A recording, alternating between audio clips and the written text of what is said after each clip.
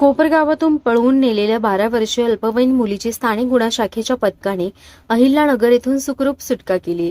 या प्रकरणी 2 आरोपींना ताब्यात घेण्यात आले आहे। दिनांक 18 ऑगस्ट 2026 रोजी कोपरगाव शहर पोलीस ठाण्यात याबाबत गुन्हा दाखल करण्यात आला होता। अल्पवयीन मुलीचा शोध घेण्यासाठी अहिल्यानगरचे पोलीस अधीक्षक मुमक्का सुदर्शन यांच्या आदेशानुसार स्थानिक गुन्हा शाखेचे पोलीस निरीक्षक संतोष मुटकुळे यांच्या मार्गदर्शनाखाली पथक तयार करण्यात येऊन गांभीर्याने तपास सुरू करण्यात आला होता।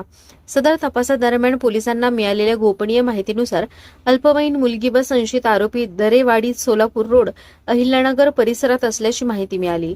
त्यानुसार पोलिसांनी तातडीने कारवाई करत मुलीची सुखरूप सुटका केली।